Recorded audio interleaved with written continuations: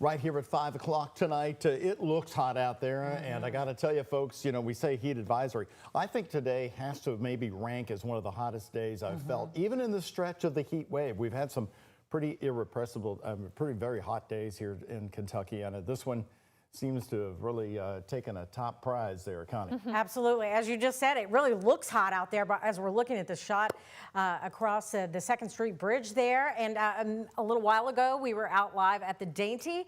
Folks were fanning themselves, they were patting themselves because they were just sweating. We know one good thing about the Dainty Festival. They got a lot of refreshments out there for those folks. And our chief meteorologist, Mallory Snell, is going to kick us off on this Monday, looking ahead to midweek. And then, Mallory, we can all rejoice after that. Yes, so we have to get through Wednesday. That's how long this heat advisory lasts. We have been under a heat advisory since last Thursday. As expected, it was extended through Sunday and then extended through Wednesday of this week. And today, tomorrow, and Wednesday are weather impact alert days because, yes, it's the hottest and most humid stretch of this heat wave that we are under. Temperatures right now across Kentuckiana in the low to mid 90s for the most part, but this is the number that we're feeling. It feels like 105 in Louisville. And yes, that's the hottest heat index we have had so far in the city. 107, your heat index in Shepherdsville feels like 101 in E-Town. Hodgenville feels like 110 in Scottsburg, feels like 105 in Paoli. And areas like Jasper and Mitchell,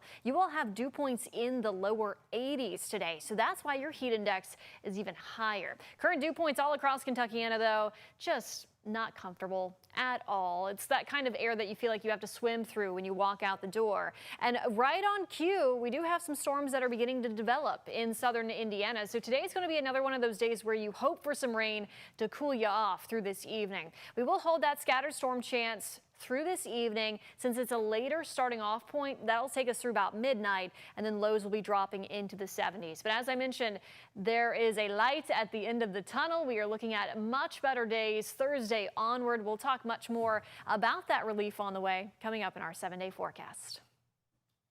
Mallory, thank you. Our top story here, convicted of killing Crystal Rogers, Brooks Houck has now been ordered not to sell any of his properties there in the Nelson County area.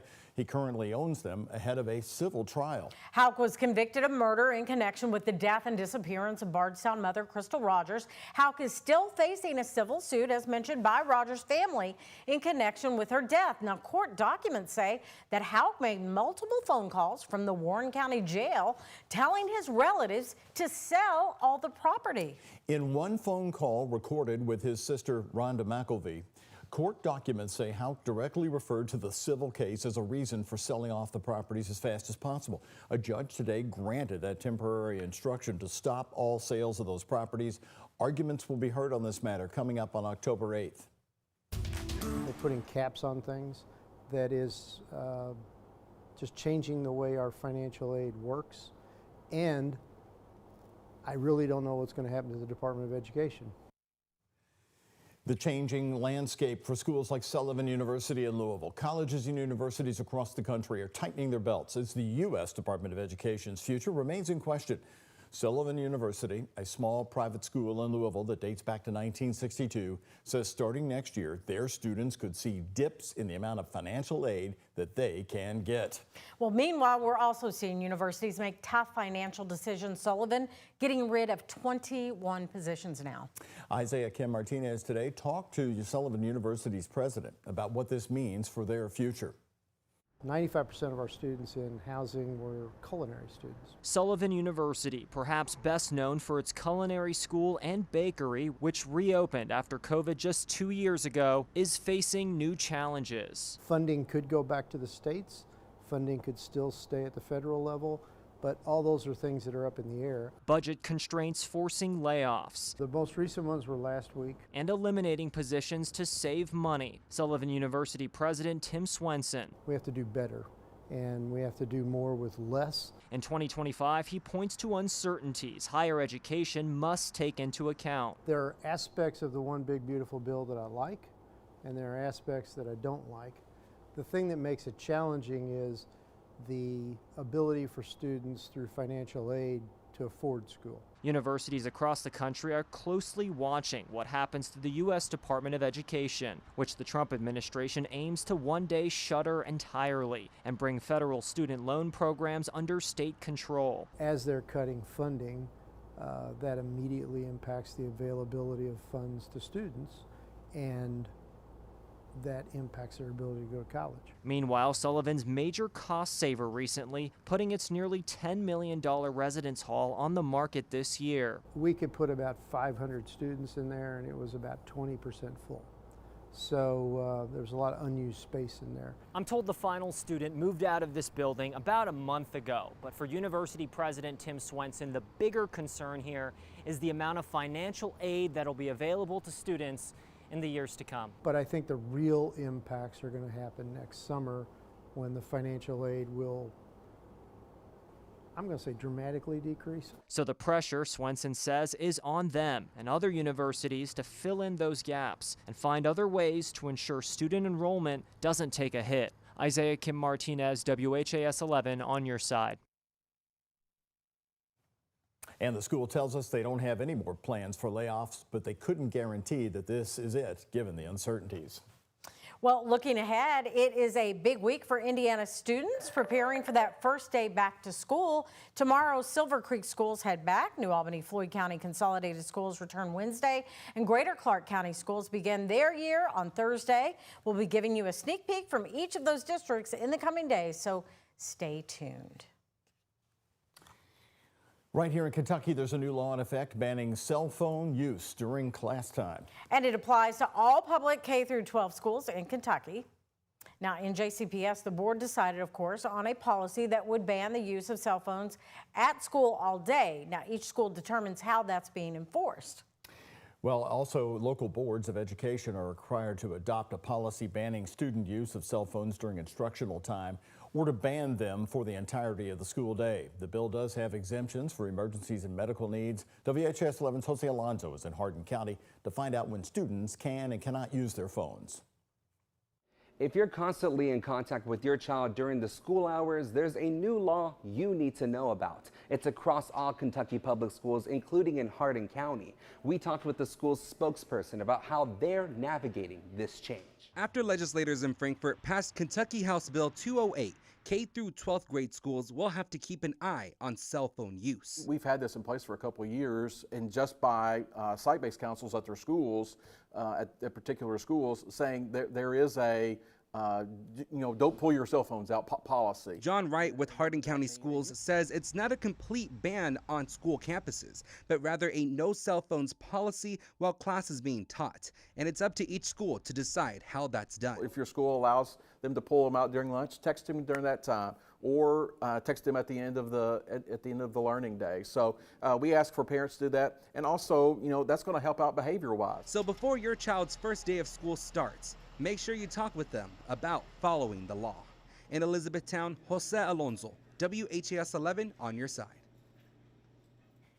And if a student in Hardin County is caught using their phone during class time, they will get a warning, and if the device is confiscated until the end of the day if that happens. Well, for a second offense, the phone is going to be confiscated, and a parent will then have to pick up that cell phone.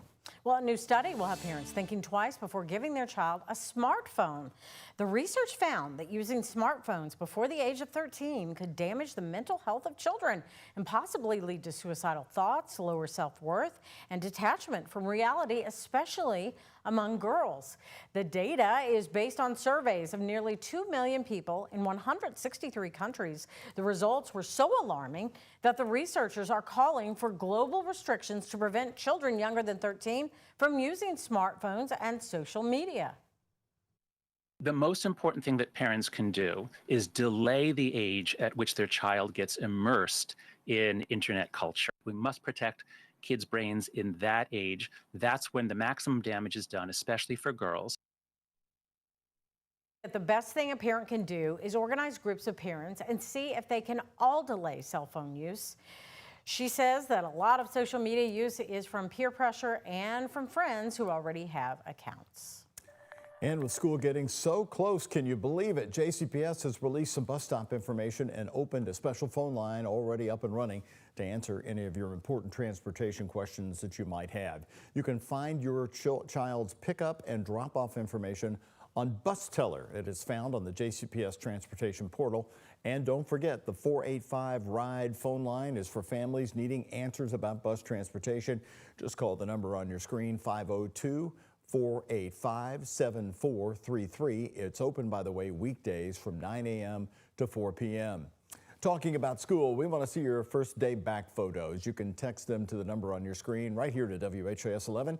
Our number is 502-582-7290. Again, text only, and you might just be featured right here on WHAS 11 News. Well, an update for you tonight, and it's a good one. Traffic flowing well, and we've got no orange cones or barrels on those roadways. It's back open. Cars are streaming across the Kennedy Bridge right now. This work finished 2 days earlier than anticipated. Again, the Kennedy is the southbound bridge into Louisville, and you're looking live at the Trimark cameras showing you the bridge and Hospital Curve. All shut down on Friday night as Kentucky Transportation worked to improve the road following 4 separate semi-crashes since Derby morning. That is some good news, and this was the scene Friday night as crews began their work. KYTC adding an epoxy to the roadway that's supposed to help with traction in that problem area of I-65.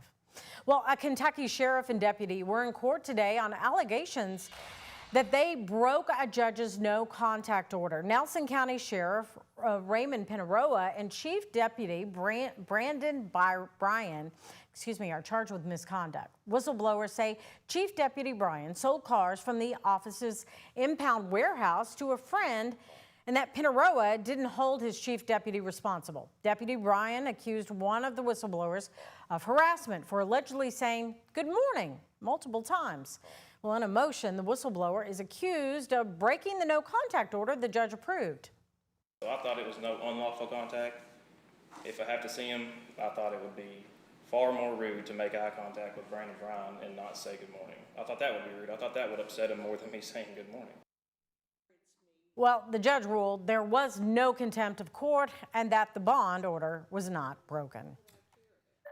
Tomorrow, Norton Healthcare wants to hear from you about their new pediatric hospital, children's hospital they're going to be building in far eastern Jefferson County, right off I-64. The project is on 150 acres in Jeffersontown, not far from the Papa John's headquarters building. Norton is holding listening sessions to make sure that the hospital features what caregivers, parents, and patients need the most from this large campus. Again, the meeting is tomorrow night at 6 o'clock at Tully Elementary School on College Drive. The Norton Healthcare CEO will be there, Russ Cox, to answer your questions.